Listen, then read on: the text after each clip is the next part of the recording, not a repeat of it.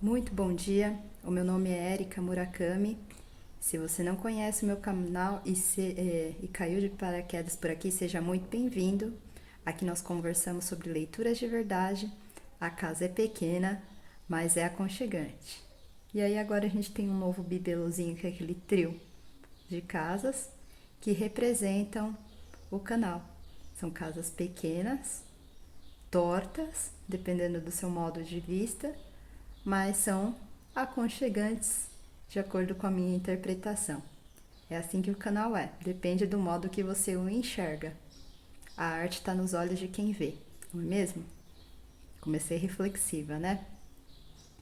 Bom, tirando as minhas viagens que eu sempre faço aqui no Em Busca de Sentido, porque eu acredito que um bom leitor ele seja meio viajante mesmo na imaginação e a utilize muito, como é o meu caso, eu quero compartilhar com vocês hoje a leitura de um livro que vai ser difícil de eu dar as minhas impressões de leitura sobre ele aqui. Por que eu considero difícil, em primeiro lugar? E desafiador, para não chamar só de difícil. Porque o cara é ganhador de um prêmio Nobel e ele faz jus. E dizem aí, o meio literário ele é conhecido como um dos autores universais de melhor calibre que tem já de escrita. Então, me considero lisonjeada de ter o privilégio de ter tido contato com ele, né? Ter vivido aí essa experiência literária de quantos meses? Estou desde agosto conversando com vocês aí, ó.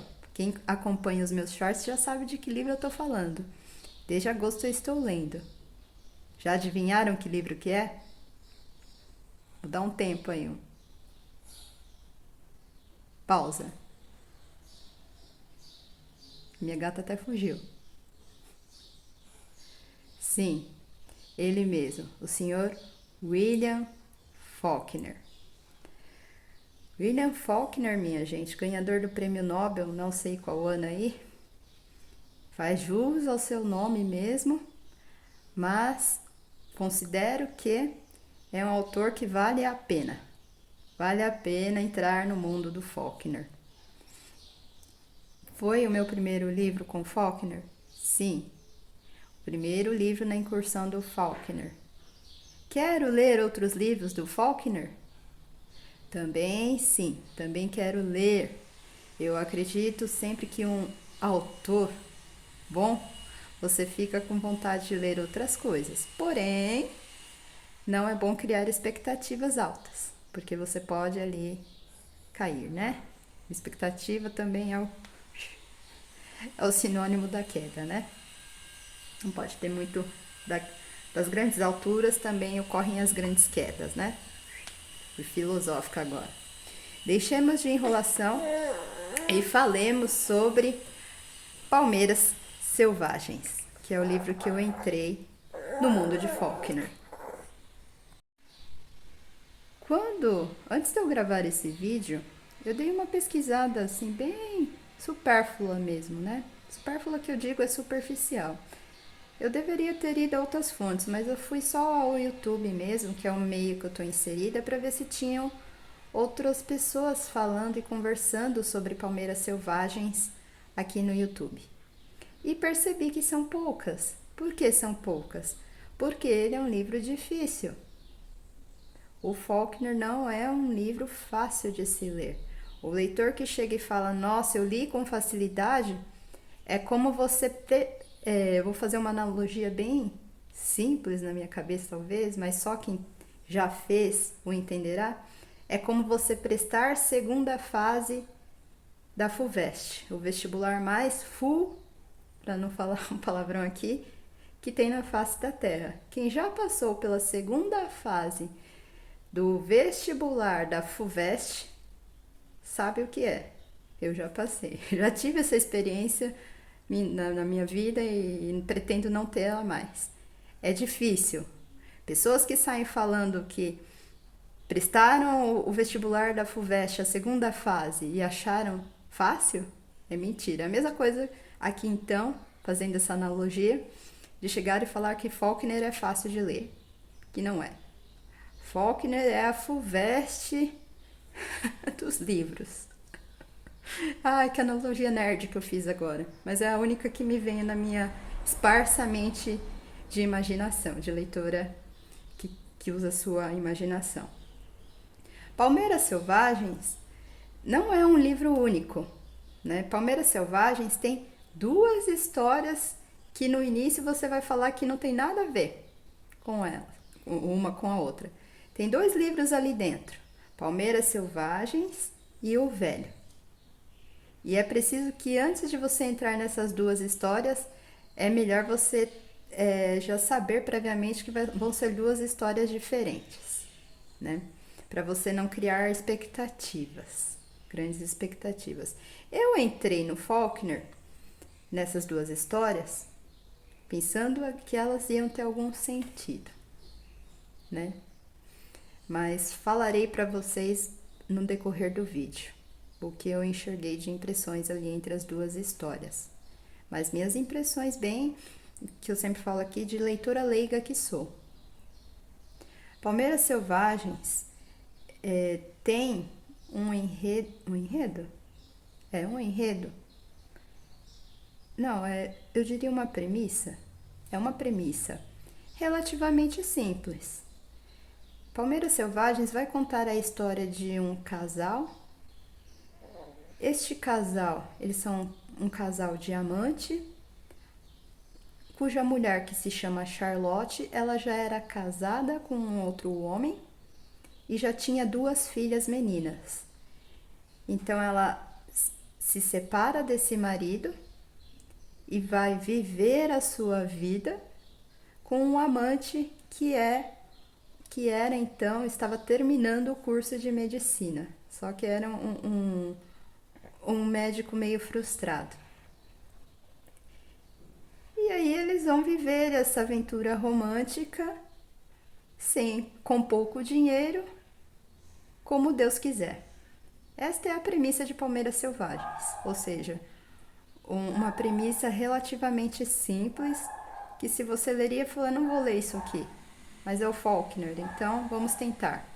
Eu mesma só adentrei ao Palmeiras Selvagens porque é o primeiro livro que o personagem do filme Dias Perfeitos, o protagonista, já fica aqui a minha recomendação, que eu panfleto mesmo este filme que é o Dias Perfeitos, é um dos melhores filmes que eu já assisti na minha vida, de verdade mesmo, de verdade verdadeira, no auge dos meus 40, né?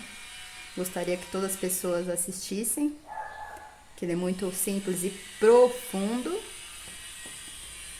E aí me deu interesse, vontade de ler o Palmeiras Selvagens. Na época, estava para lançar, então a Companhia das Letras certamente já sabia da existência do filme que iria aparecer. Então eles lançaram logo depois do filme. Pegada aí que as editoras sempre estão por dentro do que pode fazer sucesso no Brasil ou não. E aí eu não comprei na época que lançou. Eu esperei uma promoção do Kindle e paguei ele mais em conta e comecei a ler no Kindle Palmeiras Selvagens. Então, uma premissa relativamente simples e que vai intermear com uma outra história que é O Velho. Você passa a entender depois de, sei lá, uns 4 capítulos que são histórias totalmente diferentes. Já O Velho também tem uma premissa que talvez pode surpreender o leitor melhor. O Velho já vai contar a história de 2 presos que estão numa fazenda de algodão trabalhando. Então era comum ali no sul dos Estados Unidos nos anos 30 ou 20, uma coisa assim, trabalharem como trabalhadores rurais, no caso uma fazenda de algodão. E esses trabalhadores são convocados, esses 2 trabalhadores são convocados a resgatar pessoas numa enchente. Então, relativamente simples também. Qual é a questão ali do Faulkner? Uma das questões da dificuldade de leitura. Vejam, são premissas simples, mas Agora a gente vai partir para a dificuldade do Faulkner. O Faulkner tem a seguinte questão, eu acredito que talvez seja de outros livros, porque eu também dei uma pincelada bem em alguns outros vídeos de alguns produtores de conteúdo para ver se eu não estava ficando doida. Ele é um livro que, né? Muito adolescente isso, você entra, mas você tem que entrar com força. É aquele que o leitor precisa ser persistente. Por quê? Por ter essa premissa simples, aonde está a genialidade do Faulkner? Tá na narrativa, no jeito que ele conta a história. Em alguns momentos ali você vai ter fluxos de consciência muito pesados. Então vão ter páginas e mais páginas. Já falo a verdade, conto a real, jogo a real para vocês aqui. Aqui a gente não brinca em serviço.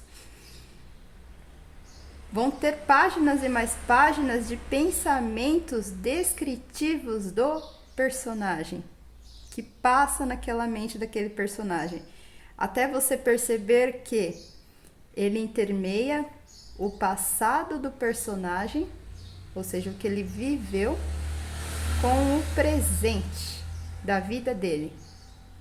O que, na verdade, se formos pararmos para pensar, nós fazemos isso o tempo todo.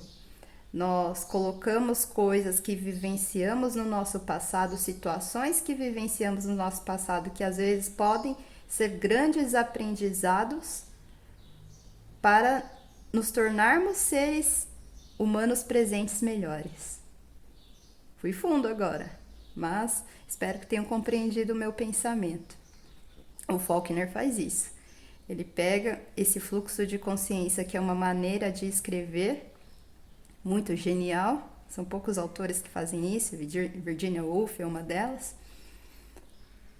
E pega essa descrição do fluxo de consciência e coloca na evolução do personagem, no caminho do herói do personagem.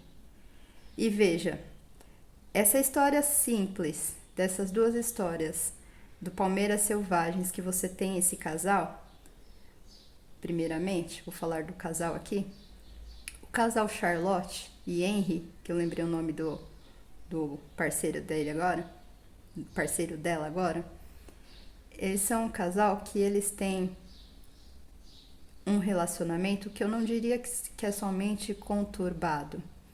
Ele é muito desafiador. Por que ele é desafiador?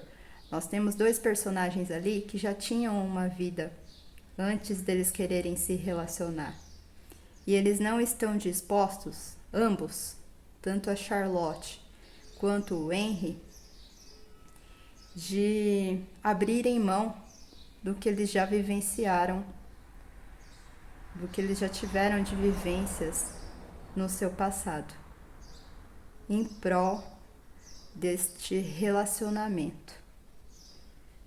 Porque na minha análise bem superficial como leitora, eu entendi que a Charlotte, ela é um personagem que ela tinha ali uma construção familiar, uma situação financeira estável, vivia bem, materialmente falando, né? Tinha muitas condições, tinha um marido que a proporcionava todas as coisas que ela queria, as coisas que ela queria conquistar, o marido proporcionava. No entanto, ela não se sentia completa. E para se sentir completa, ela foi buscar uma aventura amorosa. Só que essa aventura amorosa, que era o Henry, não lhe proporcionava sempre o que ela queria materialmente, mas ela queria viver uma aventura em que ela fosse totalmente oposta à vida que ela tinha. Ela queria viver na aventura, no risco, sendo que, se a gente for parar para analisar, isso é impossível. Você precisa viver, para você viver, já numa sociedade capitalista nos anos 30, você precisaria ter condições materiais de viver. Viver para quê? Para as coisas básicas, para comer, para beber, para pagar uma moradia. Então, ao longo do livro, você vai vendo a dificuldade desse casal viver, porque a Charlotte prefere a dificuldade. Mas por que preferir a dificuldade? Porque na outra vida que ela tinha do passado, ela tinha tudo, inclusive filhas. Mas, num dado momento da história, ela vai sentir falta desse relacionamento com as filhas. E nós teremos também a intervenção do marido tentando trazer sempre a Charlotte de volta para casa. O que é um sofrimento para ele, que é pai de família, e é tudo certinho, um personagem muito certinho. O marido, também adentrando mais aí a história da Charlotte, também é um personagem que ele é secundário, mas quando ele aparece ele se torna importante. É um personagem que vai ter um papel muito importante na história e que vai valer a pena chegar até o final dela para você destrinchar a história toda de Palmeiras Selvagens. E também vai ficando mais claro ao longo do livro porque se chama Palmeiras Selvagens. É o tempo todo o Faulkner utilizando dessas metáforas de ventania, de escuridão, de sombra, com o balanço das palmeiras. E que em dado momento do livro ele vai chamar de Palmeiras Selvagens. Né? Então eu dei aqui algumas pinceladas da história dos Palmeiras Selvagens. Agora vamos ao outro conto que se chama O Velho. O Velho é o segundo conto que vai estar junto com Palmeiras Selvagens. Por que eu digo que é conto? Eu li alguma coisa, algum estudo científico ou artigo científico, não me recordo bem agora, na internet, ou algum, agora eu não me recordo se foi vídeo ou se foi algum artigo, eu acho que foi algo que eu li, que o Faulkner, quando foi reproduzir esse livro, ele acreditou que ia ficar muito curto se fosse só Palmeiras Selvagens, então ele pegou e colocou o outro conto Velho e juntou as duas histórias, a Palmeiras Selvagens e o Velho, no mesmo livro. O Velho, como eu falei lá no início, tem uma premissa um pouco mais interessante, que é a história de redenção desses dois presos. Já utilizo o termo redenção porque ao longo do livro você vai perceber que esse personagem, sendo um presidiário, o presídio cumpre a sua função enquanto instituição. E que ele, ao tempo todo, este personagem está procurando a redenção, a reconstituição dele como ser humano depois de um crime que ele cometeu lá no começo do livro. E aí ele vai descrevendo esse crime que ele cometeu, o que aconteceu ali no passado, que ele era muito jovem, não sabia o que fazer. E aí ele vai preso, fica preso durante 10 anos.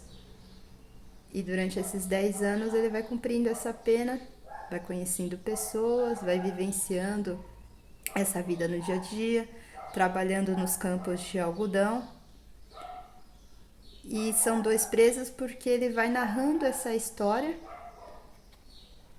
de resgate na enchente, resgate de pessoas na enchente, com um outro companheiro dele, que não tem nenhum nome, é o preso alto e o preso baixo, gordo, uma coisa assim, que vai contando a história um para o outro, tá certo? E aí, nessa enchente, é engraçado que você ainda não sabe se é enchente ou se é rio. Olha a genialidade do Faulkner. Você tem que acompanhar com muita atenção e destreza. Ele é convidado a resgatar pessoas, né? Então dão lá um barco, ele sai com esse barco aí, vai resgatar essas pessoas. E aí, num dado momento da história, ele resgata uma grávida. e essa grávida vai acompanhá-la durante a viagem toda de redenção deste preso. Essa grávida é um personagem muito importante para ele, enquanto o seu crescimento de pessoa, crescimento de personalidade, evolução de personalidade, talvez. Ele poderia fazer várias coisas com essa grávida, né? Mas não, ele sempre a respeita muito, principalmente pelo fato de talvez a criança representar uma esperança para esse personagem, de acordo com a minha interpretação de leitora, né? E ele vai narrando essa história para o companheiro de cela dele, que é esse companheiro gordo. E no final da história tem tem essa questão também do fluxo de consciência. O fluxo de consciência é muito pesado, muito puxado nesse livro do Faulkner, tanto para o velho quanto para o Palmeiras Selvagens.